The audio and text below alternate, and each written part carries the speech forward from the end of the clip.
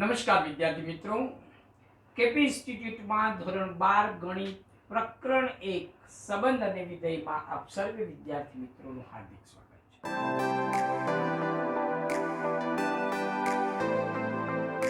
મિત્રો, લાસ્ટ વિડિયોની અંદર આપણે સંબંધની વ્યાખ્યા અને સંબંધના ગુણધર્મો એટલે કે સંબંધના પ્રકારોની ચર્ચા કરી। એના અનુસંધાનમાં સ્વાધ્યાય 1.1 નો પહેલો દાખલો પણ જોયો। એ દાખલાના પેટા દાખલામાં પાંચમાની અંદર પાછા પેટા દાખલા છે A B C D E, એમાંનો A નામનો દાખલો મેં કરાવ્યો। B C D E મેં તમને હોમવર્કમાં આપેલું। અપેક્ષા રાખું છું કે તમે આ પ્રશ્નને સોલ્વ કર્યો હશે। આજે મિત્રો એક્ઝામ્પલ નંબર 2 ઉપર આપણે ચર્ચા કરવાની છે। જો મિત્રો, એક્ઝામ્પલ નંબર 2 માં આપણને કીધું છે સાબિત કરો કે વાસ્તવિક સંખ્યાઓના ગણ r પર s ઇક્વલ ટુ એક ગણ આપ્યો છે, ક્રમયુક્ત જોડનો ગણ છે। હંમેશા યાદ રાખો, ક્રમયુક્ત જોડનો ગણ એ જ સંબંધ હોય। સંબંધની અંદરનો પ્રત્યેક સભ્ય ક્રમયુક્ત જોડ સ્વરૂપે જ હોય। તો ab જ્યાં a less than or equal to b square આ સંબંધ છે। a અને b બંને વાસ્તવિક સંખ્યાઓ છે। આના વડે વ્યાખ્યાયિત સંબંધ s એ સ્વવાચક, સંમિત અને પરંપરિત સંબંધ પૈકી એક પણ નથી। અહીંયા આ સંબંધ ત્રણમાંથી કોઈ જ પ્રકારનો નથી એવું આપણે સાબિત કરવાનું છે। જ્યારે સંબંધ કોઈ જ પ્રકારનો ન હોય એવું બતાવવા માટે માત્ર એક કાઉન્ટર એક્ઝામ્પલ એટલે કે એક ઉદાહરણ પૂરતું છે। જ્યારે આપેલું વિધાન સત્ય હોય તો એને સાબિત કરવું પડે, અને જો એ અસત્ય હોય તો એ અસત્ય કયા કારણથી અસત્ય છે બસ એટલું દર્શાવવું પૂરતું છે। તો અહીંયા આપેલા પ્રશ્નની અંદર માત્ર આપણે એવી વાસ્તવિક સંખ્યાઓ a b પસંદ કરીશું કે જેના કારણે સ્વવાચક નથી, સંમિત નથી અથવા તો પરંપરિત નથી, કારણ કે આપણે ત્રણે ત્રણ નથી એવું બતાવવાનું છે। તો પ્રશ્નને પહેલા જવાબ સ્વરૂપે લખીશું અને ત્યારબાદ આપણે એક પછી એક સ્વવાચક નથી એક ઉદાહરણ આપીશું, સંમિત નથી એનું એક ઉદાહરણ આપીશું અને પરંપરિત પણ નથી એનું પણ એક ઉદાહરણ આપીશું। તો જોઈએ મિત્રો, પ્રશ્નને આપણે જવાબ સ્વરૂપે લખીએ। અહીં વાસ્તવિક સંખ્યા ઓના ગણ r પર સંબંધ s ઇક્વલ ટુ એવી બધી જ ક્રમયુક્ત જોડો ab કે જ્યાં a less than or equal to b square છે। બરાબર?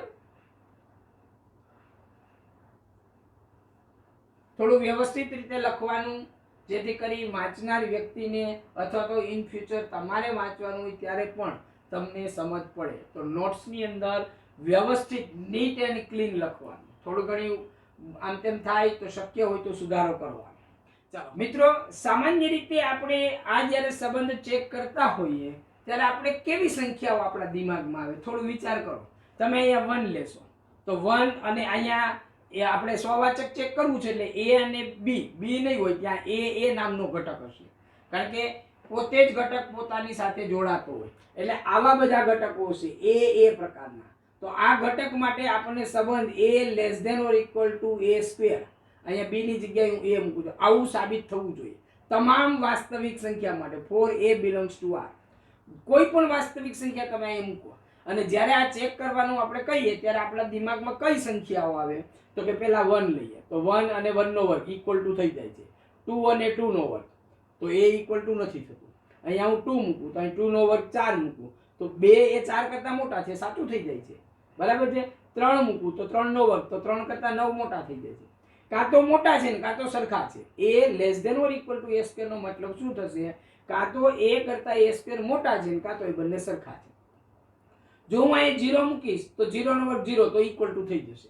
હું અહીંયા નેગેટિવ 1 મૂકીશ તો નેગેટિવ 1 નો વર્ગ કરીશ તો નેગેટિવ 1 કરતા 1 મોટા છે। નેગેટિવ 2 મૂકીશ તો નેગેટિવ 2 નો વર્ગ 4 તો પણ થઈ જશે। તો તમે કોઈ પણ પૂર્ણાંક સંખ્યા અહીંયા લેશો તો એ હંમેશા સાચું થશે। ચાલો મિત્રો, તો સૌથી પહેલા આપણે પ્રશ્નને જવાબ સ્વરૂપે લખીશું। અહીંયા લખીએ, અહીંયા હું આન્સર લખ દઉં। અહીં વાસ્તવિક સંખ્યાઓ ના ગણ R પર સંબંધ S equal to એવી બધી જોડ AB such that A less than or equal to B square આપેલ છે અથવા તો છે ટૂંકમાં આટલું આપણને આપેલું છે અને હવે આપણે પહેલા ચેક કરવું છે સ્વવાચક નથી સ્વવાચક નથી તો એના માટે આપણે સાબિતી આને આપીએ જો કે સાબિતી નથી આપવાની મિત્રો આપણે અહીંયા કાઉન્ટર એક્ઝામ્પલ આપવાનું છે જ્યારે કોઈ પ્રશ્નને સાબિત કરવાનો હોય તો સાબિતી ક્યારે આપવી જ્યારે તમામ સભ્યો માટે સાચું થતું હોય સર્વત્ર સાચું હોય સનાતન સત્ય હોય તો એની સાબિતી હોય અને જો એ વિધાન ખોટું હોય તો એના માટે એક ઉદાહરણ પૂરતું છે કે ભાઈ બધા માટે સાચું ભલે હશે પણ એટલીસ્ટ આ એક માટે તો ખોટું છે અને એક માટે ખોટું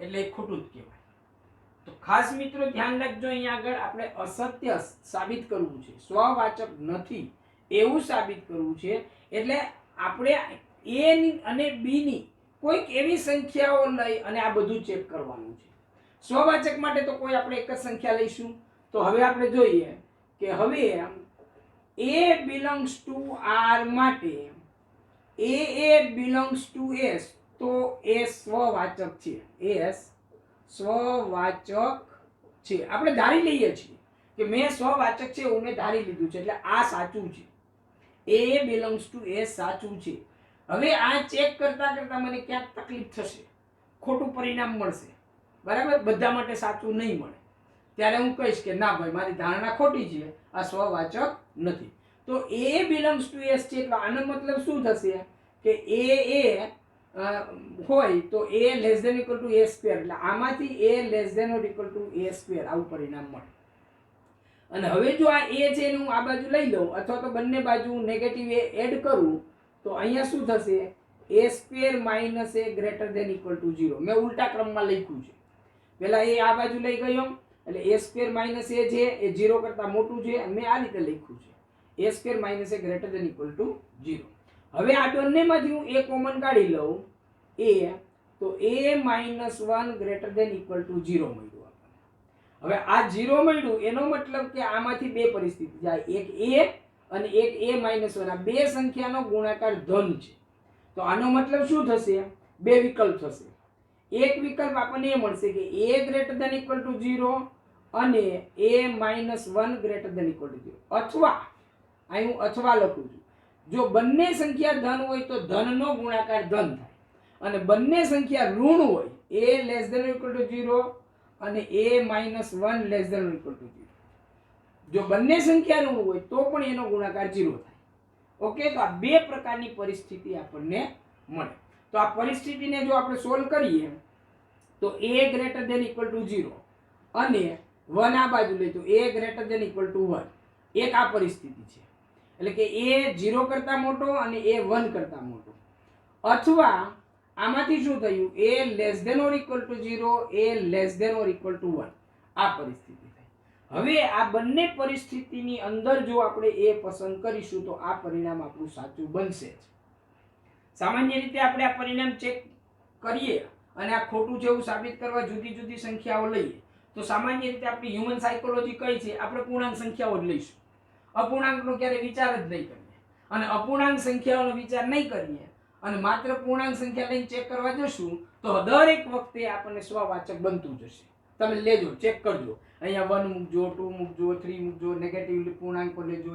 બરાબર એક નેગેટિવ પોઝિટિવ પૂર્ણાંક કોઈ પણ તમે લેશો તમને સ્વવાચક બની જશે પણ આ સ્વવાચક એની એવી કઈ કિંમત આપણે પસંદ કરવી જોઈએ કે જેથી સ્વવાચક થતું નથી તો હવે આ પરિસ્થિતિને આપણે જો સંખ્યા રેખા ઉપર જોઈએ તો આપણે a ની કિંમત કઈ લેવી જોઈએ એની ચર્ચા કરું અહીંયા આગળ હું 0 મૂકું તો 0 અને 0 કરતા મોટી અને 1 કરતા મોટી એટલે આ બંનેનું હું ભેગું કરું અહીંયા આગળ તો મારે 1 કરતા મોટી અથવા તો હું અહીંથી 0 કરતા મોટી કોઈ પણ સંખ્યા લઈ શકું છું બરાબર પણ આ બંને પરિસ્થિતિ સાચી થાય એવું લેવું પડે હું 0 કરતા મોટી લઉં પણ 1 કરતા નાની કિંમત લઈશ તો આ ઋણ થઈ જશે એટલે આ બંનેનો છેદગણ મારે લેવાનો છે મતલબ કે મારે આ બાજુની સંખ્યાઓ 1 કરતા મોટી એક કરતા મોટી બધી જ સંખ્યાઓ હું લઈ શકું, એક પણ લઈ શકું.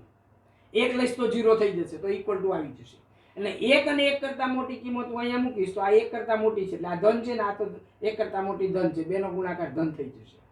પણ જો હું 0 કરતા મોટી ને એક કરતા નાની લઈશ તો આ પરિસ્થિતિ ખોટી પડશે. અને આ બાજુનો જે અથવાનો છે એમાં જો હું એની કિંમત નેગેટિવ છે અને એની કિંમત એક કરતા નાની છે, તો બેયનો છેદગણ વિચારું, નેગેટિવ અને એક કરતા નાની, તો બંનેની કોમન કઈ, તો કે નેગેટિવ નંબર. તો આ બાજુના બધા નંબર હું લઈશ તો પણ ચાલશે. એટલે કે મારે 0 અને 1 ની વચ્ચેની જો હું કોઈ પણ સંખ્યા પસંદ કરીશ તો આ પરિણામ ખોટું પડશે. તો આપણને કઈ સંખ્યા ઉદાહરણ માટે લેવી, બરાબર છે, એ જો આપણને ખબર પડી જાય તો આ કાઉન્ટર એક્ઝામ્પલ આપણને મળ્યું કહેવાય. તો અહીંયા હું 0 અને 1 વચ્ચેની કિંમત લઉં. હવે હું અહીં આગળ આ બાજુ સાદુરૂપ અહીં આપું કે હવે a ઇક્વલ ટુ 1/2 લેતા, બરાબર, a ઇક્વલ ટુ આના માટે મારે ચેક કરવાનું 0 અને 1 વચ્ચેની કોઈ સંખ્યા લઉં છું, a ઇક્વલ ટુ 1/2 લેતા, તો 1/2 બિલોંગ્સ ટુ s થવું જોઈએ, આ થવું જોઈએ. ચેક કરો આ થાય છે. હવે 1/2 less than or equal to 1/2 square આપણે આ પરિસ્થિતિમાં મૂકીએ કિંમત, તો implies that 1/2 less than or equal to 1/2 square એટલે 1/4. એટલે દેખીતી રીતે આ બે ઇક્વલ તો નથી જ, 1/2 અને 1/4 ઇક્વલ નથી. અને this implies that 1/2 is not equal to 1/4 and 1/2 is not less than 1/4.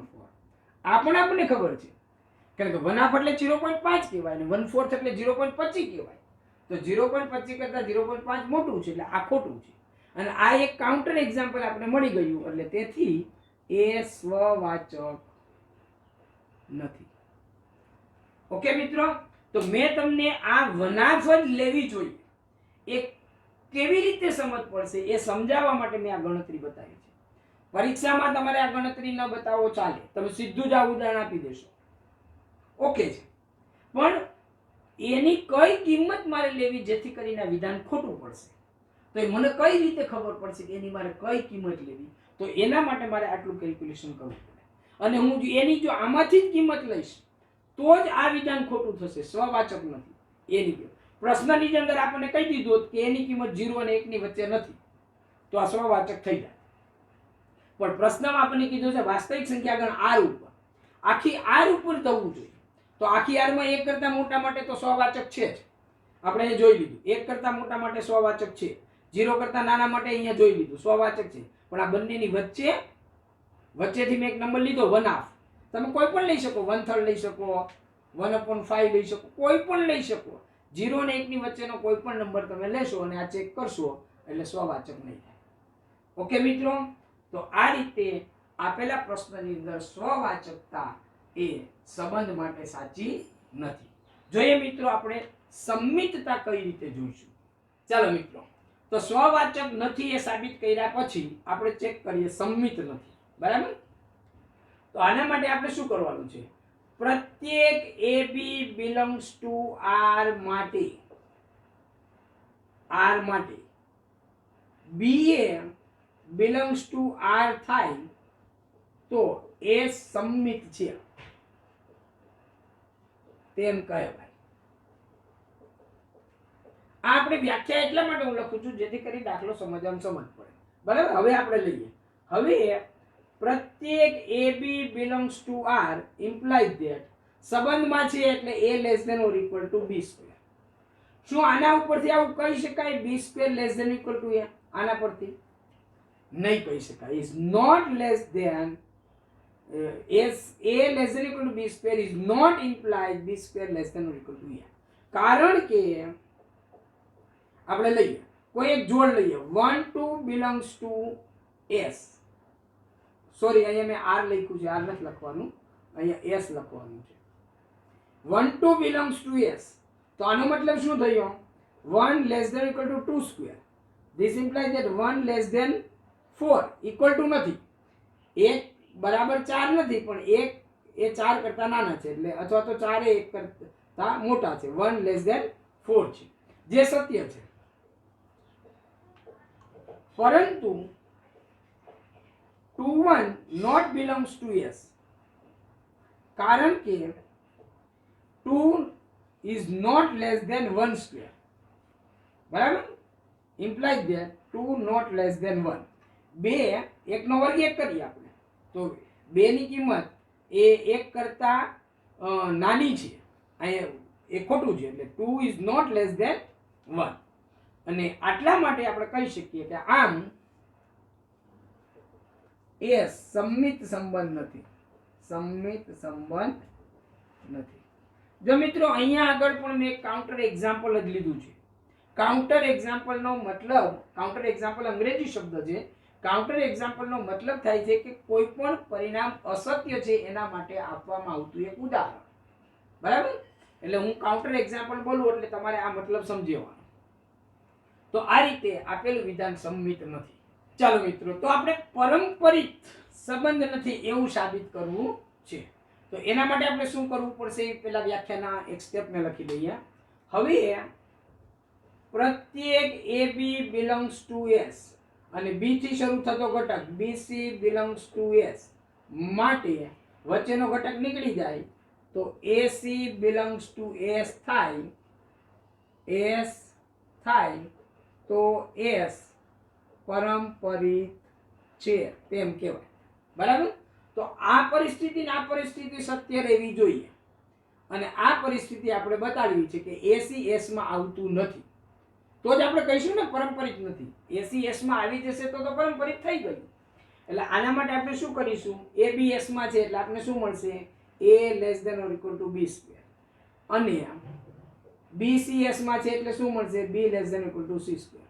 અને આપણે શું કરવું છે, આના ઉપરથી શું થવું જોઈએ, A less than or equal to C square થાય તો પારંપરિક.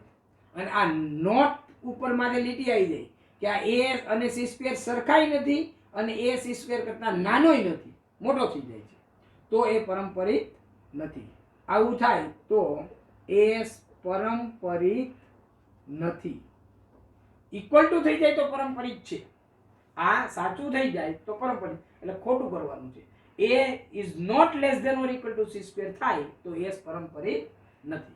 હવે આના માટે આપણે કાઉન્ટર એક્ઝામ્પલ લેવું પડશે. તો આ કાઉન્ટર એક્ઝામ્પલમાં A, B અને C ની એવી કઈ કિંમતો આપણે પસંદ કરવી પડે કે જેથી કરીને આપણે જોઈતું પરિણામ આપણે બનાવી શકીએ.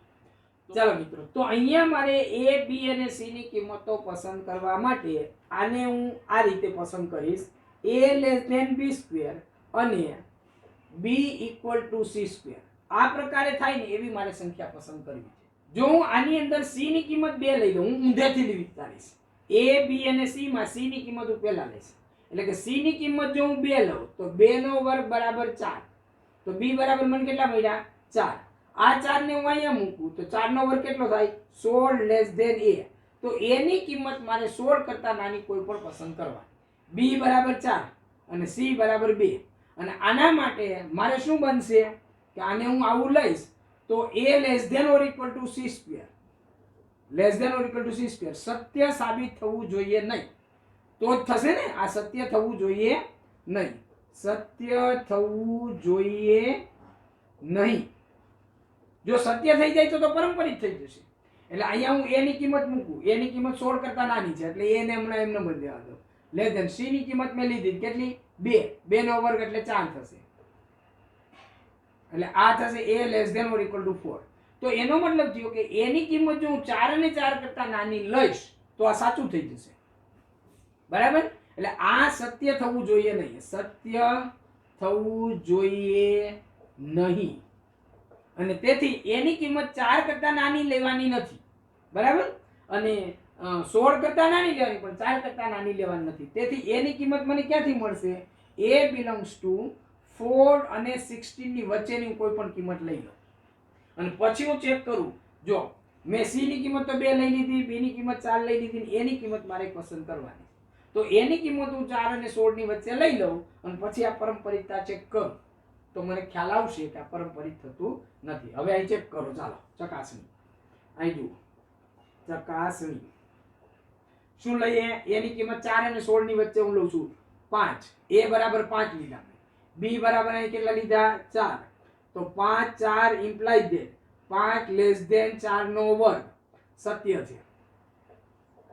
This implies that 5 4 belongs to S. બરાબર.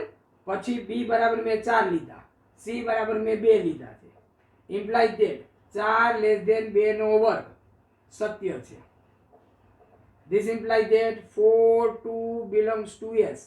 પરંતુ AC એટલે 5 2 implies that 5 less than 2 square implies that 5 less than 4 સત્ય નથી અને તેથી S પરંપરિત નથી. S પરંપરિત નથી. આ રીતે આપણને આખી સાબિતી મળશે આની. ઓકે મિત્રો, તો એબીસી ની કેવી કિંમતો પસંદ કરવી એનો મેં આઈડિયા આપ્યો છે. પરીક્ષામાં તમારે આવું બધું લખવાનું નથી. ખાસ ધ્યાન આપજો, મેં તમને આ દાખલો કેવી રીતે ગણાય એની સમજ આપી છે. પરીક્ષામાં આવું બધું ગોતીને તમારે લખવા નથી. પરીક્ષામાં આટલું ઉદાહરણ આપવાનું. સ્વવાચક માટે તમને એક આવું ઉદાહરણ આપ્યું, સંમિત માટે એક આવું ઉદાહરણ આપ્યું. એ 3 ઉદાહરણો જ તમારે પરીક્ષામાં આપવાના. પણ અત્યારે આપણે પરીક્ષા નથી આપતા. અત્યારે આપણે સમજીએ છીએ, ભણીએ છીએ. તો આપણે તમામ શક્યતાઓ માટે વિચારવું જોઈએ કે કઈ પરિસ્થિતિની અંદર આ પરંપરિત નથી. એબીસી ની કેવી કિંમતો લેવી જોઈએ. સી ની કિંમતો નક્કી કરવું, પછી બી ની કિંમત મળે, બી ની કિંમત નક્કી કરવું, પછી એ ની કિંમત મારે કયા એરિયામાં લઉં તો એ મને એ ખોટું થશે. તો એના માટે મેં ચેક કર્યું છે કે એ ની કિંમત 4 અને 16 ની વચ્ચે કોઈ પણ પસંદ કરાય તો આ વિધાન પરંપરિત સાબિત થાય નહીં. ઓકે મિત્રો, તો થોડોક દાખલો અઘરો પણ કહેવાય એ અર્થમાં. જો ડાયરેક્ટ હું તમને આ ઉદાહરણો આપી દે તો તમને એમ થાત કે સર આવા ઉદાહરણો એના મગજમાંથી કાઢ્યા, અમને પરીક્ષામાં કેવી રીતે આ ઉદાહરણો યાદ આવશે? તો કામ અઘરું થશે મિત્રો. તો મેથેમેટિક્સ આપણે જ્યારે ભણીએ છીએ તો એવી રીતે ભણવું જોઈએ કે આપણે કોઈ પણ પ્રકારનો પ્રશ્ન જાતે ઉકેલી શકીએ. થોડી મગજમારી થશે અને એ મગજમારી ઘરે કરવાની છે. તમે આ દાખલો ગણી લીધો એટલે હવે આના જેવો કોઈ પણ પ્રકારનો દાખલો આવે તો તમે તરત જ એને સોલ્વ કરી શકો. ઓકે મિત્રો, ચાલો મિત્રો, એક્ઝામ્પલ નંબર 3 ની અંદર આપણને આપ્યું છે ગણ 1 2 3 4 5 6 પર વ્યાખ્યાયિત સંબંધ R AB B = A + 1 એ સ્વવાચક સંમિત કે પરંપરિત સંબંધ છે કે નહીં તે ચકાસો. ચેક કરવાનું છે. આપણને ખબર નથી, સંભવતઃ આ સ્વવાચક હોય બી ખરું, ન પણ હોય. જો હોય તો સાબિત કરવાનું, ન હોય તો ઉદાહરણ આપવાનું. એ જ રીતે સંમિત અને પરંપરિત મળે. પણ આની સાથે જો પ્રશ્નને તમે જોશો તો જે સંબંધ આપણને આપ્યો છે અને એ સંબંધ જે ગણ ઉપર છે એ ગણ જે શાંત ગણ છે. અને શાંત ગણ જો આપણને આપેલો હોય તો સંબંધને યાદીની રીતમાં ફેરવી જ નાખવાનો અને પછી તરત જોઈ લેવાનું. બરાબર? તો પહેલા પ્રશ્નને આપણે જવાબ સ્વરૂપે લખીએ. આન્સર અહીં ગણ 1 2 3 4 5 6 પર સંબંધ R = એવી ક્રમયુક્ત જોડ બધી જ AB such that B = A + 1. ચાલો આમાંથી આપણે A ની વારાફરતી કિંમત આમાંથી લઈ લઈએ. ધારો કે 1 લઉં, A બરાબર, તો A બરાબર 1 અહીંયા મૂકું તો 1 + 1 એટલે આ થશે 1 2. 2 લઉં તો જે કંઈ લઈશ એમાં મારે 1 ઉમેરવાનું એટલે 2 3 3 4 4 5 5 6 અને હવે 6 નહીં લેવાય. આ A ની કિંમત 6 હું નહીં લઈ શકું કારણ કે 6 લઈ તો B ની કિંમત 7 થશે અને 7 આમાં નથી. A અને B બંને ગણમાં છે એટલે હું 6 નહીં લઈ શકું. આટલું થશે. હવે તમે આમાં જુઓ, આ સ્વવાચક છે. હવે પહેલું પ્રત્યેક A belongs to ગણ, અને આ ગણનું નામ આપણે પાડી દેવું પાડી દેવાનું. ગણ A બરાબર પ્રત્યેક A belongs to A માટે A not belongs to સંબંધ R. અહીંયા સંબંધ R છે. R વાસ્તવિક સંખ્યા ગણ નથી. બી કેરફુલ, ખાસ ધ્યાન રાખજો. R ક્યાં વાસ્તવિક સંખ્યાના ગણ તરીકે છે અને ક્યાં સંબંધ તરીકે છે એ સમજ પડવી જોઈએ. તો આવું નથી, તમે જોઈ શકો છો. અને તેથી R એ સ્વવાચક નથી. એ સ્પષ્ટ દેખાય છે. આમાં સાબિતી આપવાની કઈ જરૂર નથી. હવે બીજું જોઈએ આપણે. હવે 1 2 belongs to R એ આપણને દેખાય છે 1 2 R માં છે. Implies that 2 1 not belongs to R એ પણ દેખાય. જો આનું ઉલટું કરો, આનું ક્યાંય છે નથી. તેથી R એ સંમિત સંબંધ નથી. અને છેલ્લે પારંપરિક ચેક કરવાનું છે. તો 1 2 અને 2 3 1 અને 2 2 થી શરૂ થતો ઘટક આ 1 3 આની અંદર ક્યાંય નથી એટલે પારંપરિક નથી. ત્રીજું લઈએ 1 2 belongs to R 2 3 belongs to R imply that 1 3 not belongs to R imply that R પારંપરિક નથી અથવા પારંપરિક સંબંધ નથી. આખું લખો, ટૂંકમાં લખો તો પણ ચાલે. તો આ રીતે ચકાસણી કરતા આપેલો સંબંધ સ્વવાચક નથી, સંમિત નથી અને પારંપરિક પણ નથી એ સાબિત થઈ ગયું. ઓકે, જો મિત્રો એક્ઝામ્પલ નંબર 4 માં આપણને આપ્યું છે સાબિત કરો કે R પર, અહીંયા આ R છે વાસ્તવિક સંખ્યાઓનો ગણ R છે. ઓળખતા શીખવાનું ક્યાં R વાસ્તવિક સંખ્યાઓનો ગણ છે અને ક્યાં એને સંબંધના R તરીકે ઉપયોગમાં લીધું છે. તો R પર વ્યાખ્યાયિત સંબંધ S such that all the pairs AB ક્રમિક તો જોડ AB such that A less than or equal to B એ સ્વવાચક અને પારંપરિક છે પરંતુ સંમિત સંબંધ નથી. તો જ્યાં સ્વવાચક અને પારંપરિક છે એવું સાબિત કરવાનું કીધું છે તો સાબિતી જ જોઈશે. તમામ વાસ્તવિક સંખ્યા માટે આ બંને સાચું છે અને આના માટે એક આપણે કાઉન્ટર એક્ઝામ્પલ આપવું પડશે. ઓકે, તો પ્રશ્નને જવાબ સ્વરૂપે લખીએ. અહીં R પર સંબંધ S AB such that A less than or equal to B આપેલ છે. બરાબર ને? હવે પેલું જોઈએ. હવે પ્રત્યેક A belongs to R માટે A less than or equal to A પૈકી A equal to A સત્ય છે. કેમ મેં આવું લખ્યું? અહીંયા A less than or equal to A તમે બોલો છો એમાંય તમે જુઓ ઓર શબ્દ બોલો છો. A less than or equal to A તો બે માંથી એક છે. કાં તો A less than or equal to B માં A B કરતા નાનો છે અથવા સરખો છે. તો A less than or equal to A માં સાચું કયું છે? A equal to A સત્ય છે અને તેથી AA નામની જોડ છે એ S માં છે. આપણને S સંબંધ આપ્યો છે અને તેથી R S સ્વવાચક છે. સ્વવાચક છે. બીજું જોઈએ આપણે સંમિત નથી. આપણે એવું સાબિત કરવું છે તો કોઈ લઈ લઈએ જોડ. હવે 1 2 belongs to 1 2 માટે 1 less than 2 less than or equal to લખવું જોઈએ પણ બે માંથી એક સાચું હોવું જોઈએ. કાં તો બે ઇક્વલ હોય કાં તો લેસ ધેન વાળું હોવું જોઈએ. જો હું ઇક્વલ વાળું લઈશ તો સાચું થશે પણ આપણે લેસ ધેન વાળું પસંદ કરીએ કારણ કે આપણે તો ખોટું સાબિત કરવું છે ને. એટલે આપણે કાઉન્ટર એક્ઝામ્પલ જોઈશું. 1 less than equal to 2 હોવાથી 1 2 છે એ S માં છે પરંતુ 2 is not less than 1 તેથી 2 1 not belongs to S આ સાચું નથી અને તેથી S એ સંમિત નથી, સંમિત સંબંધ નથી. ઓકે, અને છેલ્લે આપણે ત્રીજું જોઈએ તો એ તો સાબિત કરવાનું છે એટલે પ્રત્યેક ABC સંખ્યાઓ લઈએ. પ્રત્યેક AB belongs to S અને BC belongs to S implies that AB belongs to S નો મતલબ શું થશે? A less than or equal to B અને BC belongs to S નો મતલબ થશે B less than or equal to C. હવે અહીંયા તમે જુઓ આ સંખ્યા છે A કરતા B મોટી છે અથવા સરખી છે અને B કરતા C મોટી છે અથવા સરખી છે.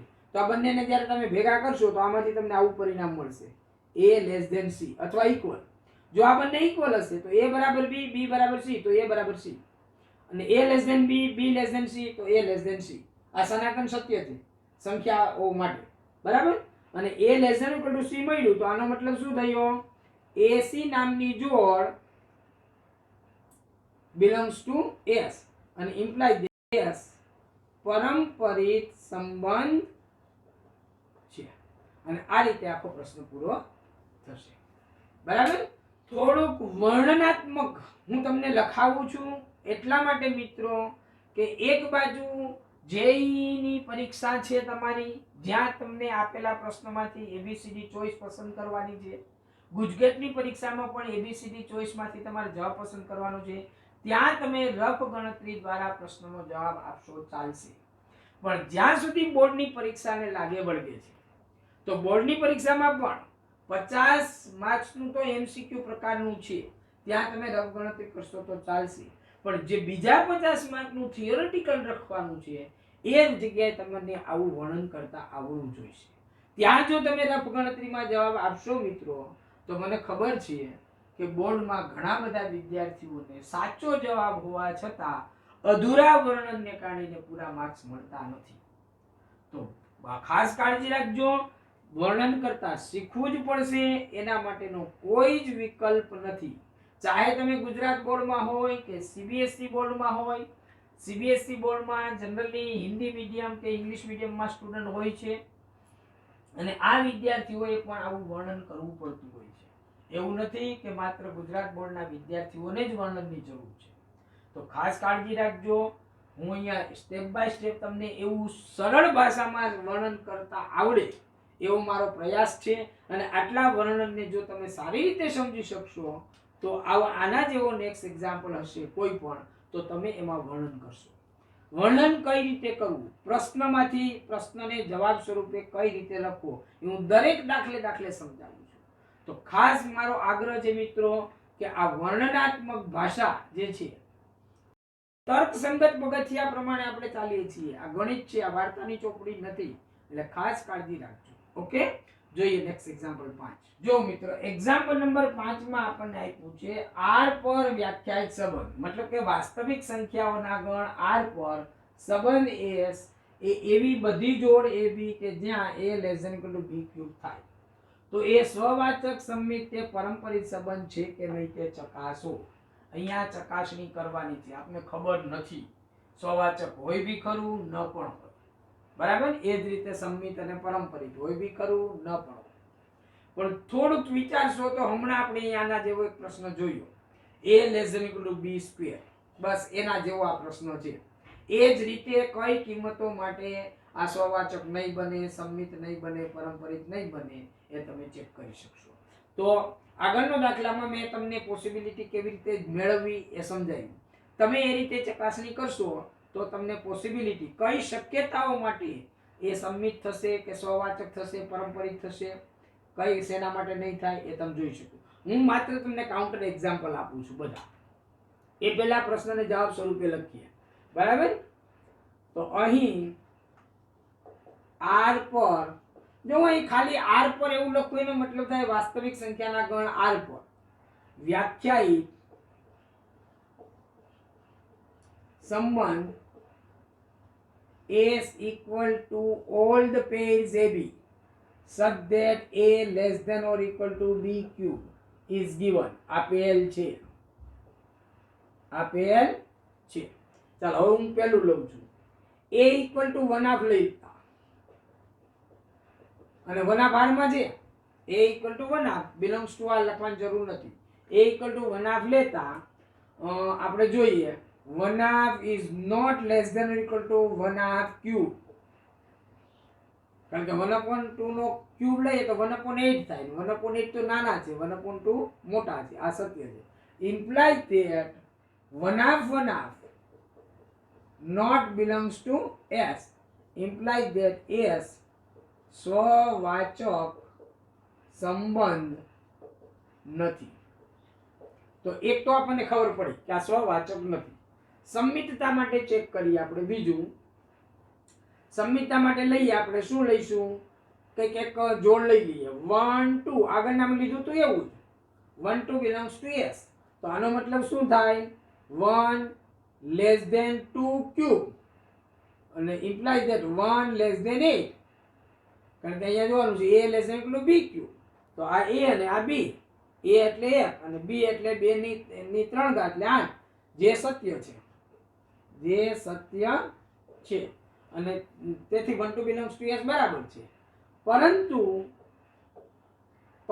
2 1 નોટ બિલોંગ્સ ટુ s, કારણ કે 2 is not less than 1 cube. આ ખોટું આવું છે, બરાબર. અને તેથી s સમમિત સંબંધ નથી, સમમિત સંબંધ નથી.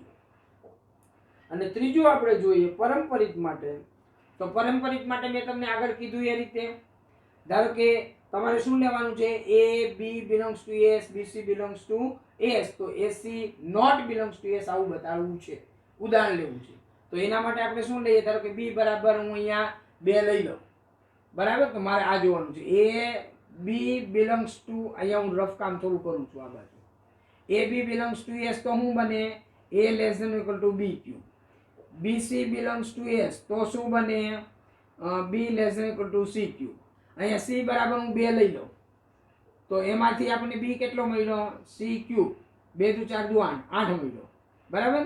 અને આ 8 અહીંયા મૂકું તો a less than or equal to 8 cube, એટલે આમાંથી આપણને શું મળ્યું, a less than or equal to 8 નો ઘન, 64 ગુણ્યા 8 512, બરાબર.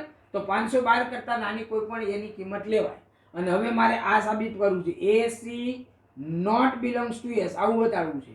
એટલે કે a less than is not less than or equal to c cube, એટલે a is not less than or equal to c. c બરાબર કેટલા લીધા આપણે, 2 2 4 2 8, તો a ની કિંમત 8 અને 8 કરતા નાની હોવી જોઈએ નહીં, એટલે કે ના કરતા મોટી લેવી.